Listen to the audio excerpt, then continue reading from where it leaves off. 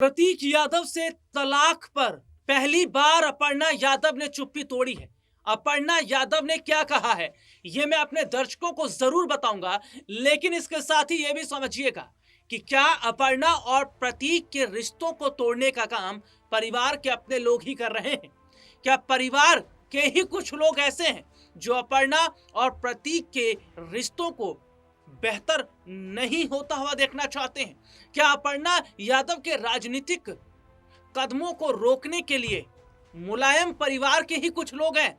ये इसलिए मैं कह रहा हूं क्योंकि अपर्णा यादव ने एक जो बयान अभी दिया है, वो क्या बयान है उसको मैं बताऊंगा, लेकिन अभी हाल ही में इशारों इशारों में अपर्णा की तरफ से क्या कहा गया कि कोई तीसरा है जो हमारे रिश्तों को तोड़ने का काम कर रहा है और जो हमारे खिलाफ साजिश रच रहा है।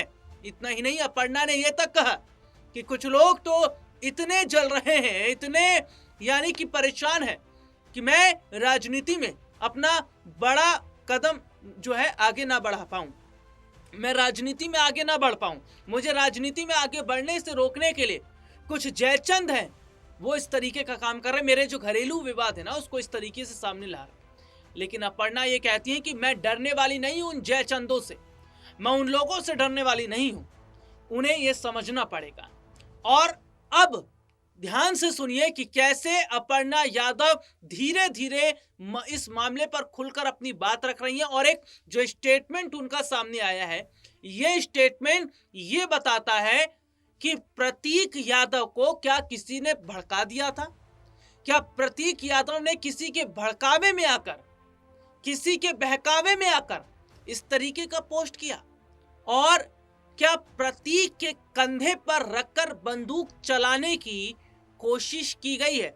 तो मैं जिस खबर का जिक्र कर रहा हूं उसको जरा ध्यान से सुनिएगा। सवाल व्यक्तिगत है, इसलिए मैं प्रतीक यादव के तलाक से जुड़े पोस्ट पर ज्यादा नहीं बोलूंगी, ये कहना है अपर्णा यादव का। उत्तर प्रदेश के हरदोई में एक निजी कार्यक्रम में शामिल होने पहुंची प्रदेश महिला आयोग की उपाध्यक्ष अपर्णा यादव ने प्रतीक यादव के तलाक संबंधी पोस्ट पर संक्षिप्त प्रतिक्रिया दी। उन्होंने कहा, यह मामला व्यक्तिगत है, इसलिए ऐसे सवालों से बच रही हूं।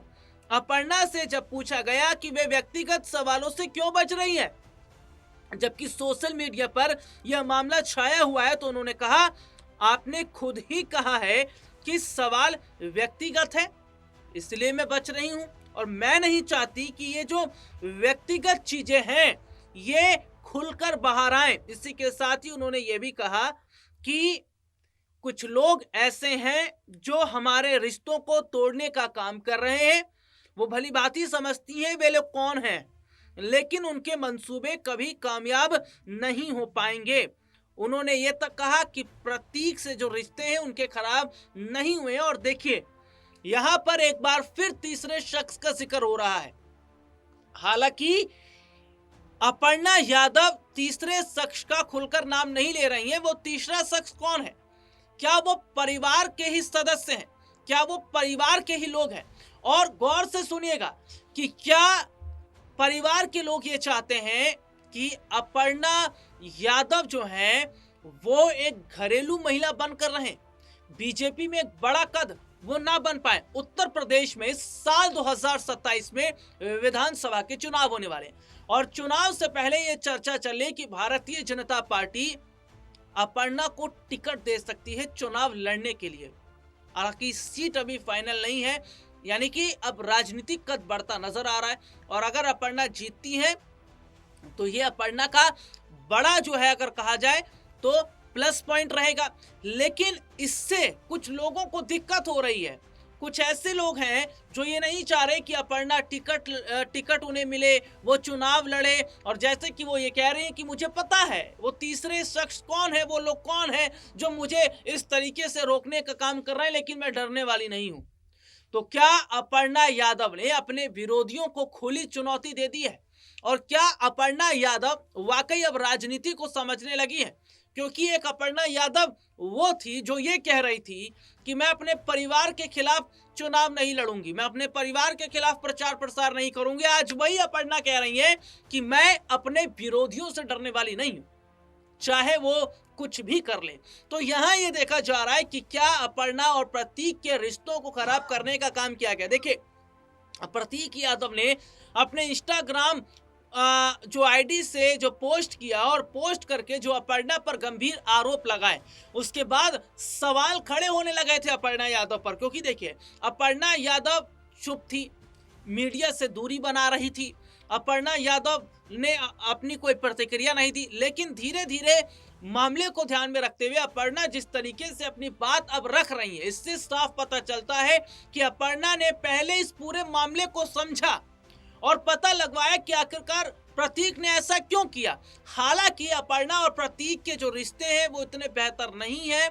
हाँ, ये जरूर है कि दोनों के जो रिश्ते हैं उसमें अनबन जरूर नजर आ रही है। खबर है कि 1-1.5 साल से उनके बीच रिश्ते ठीक नहीं है, लेकिन इस तरीके से प्रतीक यादव इंस्टाग्राम पर पोस्ट कर देंगे, ये तो अपर्णा ने भी नहीं सोचा था।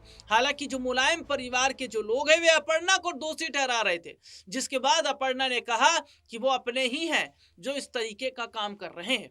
तो यहाँ प्रतीक यादव के कंधे पर बंदूक रखकर चलाने का काम किया गया है ताकि अपर्णा को रोका जाए, बीजेपी में उनका कद ना बढ़ पाए। क्योंकि अगर बीजेपी में उनका राजनीतिक कद बढ़ेगा तो इनके विरोधियों को दिक्कत होगी। और एक चीज को और ध्यान दीजिएगा, लखनऊ कैंट से चुनाव जब लड़ा अपर्णा यादव ने, जब वो समाजवादी पार्टी में थे तो उस वक्त वो हार गई थी।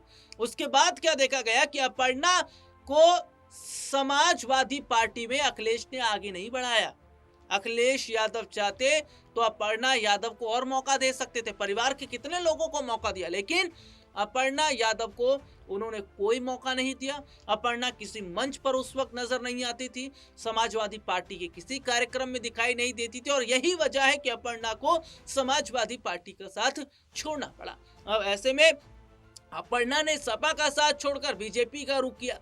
और यहाँ पर क्या देखा गया कि भैया बीजेपी के अंदर भले ही एक पद दिया गया, लेकिन ये भी पद एक बड़ा पद है, महिला उपाध्यक्ष का जो पद दिया गया। अब जहां चर्चा अपर्णा को टिकट देने की हो रही थी, उसके बाद में उनके विरोधी जिस तरीके से यहाँ जो है परेशान होते नजर आए, उससे साफ नजर आ गया कि अपर्णा का राजनीतिक रास्ता रोकने का काम किया जा रहा है। हालांकि अपर्णा यादव और उनके करीबियों की तरफ से इतना तो तय कर दिया जा रहा है कि भैया ऐसा कुछ भी नहीं है जो मामला बढ़ाया जा रहा है। हालांकि उन्होंने कहा कि कुछ लोग ऐसे हैं जो इस मामले को जानबूझकर तूल दे रहे हैं, जानबूझकर रिश्तों को खराब करने का काम कर रहे हैं, लेकिन उनके इरादे कभी कामयाब नहीं हो पाएंगे। हालांकि प्रतीक यादव ने जो पोस्ट किए थे उसके बाद प्रतीक यादव भी चुप अब नजर आ रहे हैं। तो क्या वाकई अपर्णा के खिलाफ एक बड़ी साजिश रची गई? क्या यह कोशिश की गई कि अपर्णा यादव को भारतीय जनता पार्टी से बाहर निकलवा दिया जाए? क्योंकि केजीएमयू का जो मामला हुआ, आप लोगों को ध्यान है, उसके बाद ही तो यह मामला हुआ। केजीएमयू में अपने समर्थकों के संग जब अपर्णा पहुंचती हैं और पूरे मामले का जब वो चिट्ठा खोलती हैं, उसके बाद विरोधी परेशान हो जाते हैं और उसके कुछ समय बाद ही प्रतीक ने इस तरीके से एक पोस्ट कर दिया। तो यहाँ पर देखा गया कि क्या अपर्णा यादव को सच सामने लाने से रोका जा रहा था, और जो कि अब तस्वीर सामने आ रही है, जैसे कि तीसरे पर्सन का जिक्र अपर्णा ने किया है, साफ हो गया है कि क्या कुछ लोग नहीं चाहते थे कि केजीएमयू का जो पूरा कच्चा चिट्ठा है वो खुलकर सामने आए।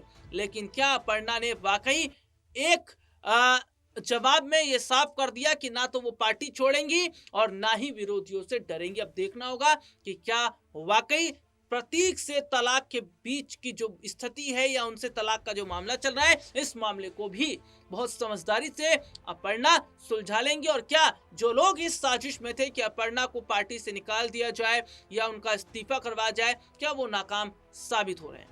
फिलहाल आज के इस प्रोग्राम में इतना ही, आपसे फिर दोबारा मुलाकात होगी, तब तक के लिए इजाजत दीजिए, नमस्कार।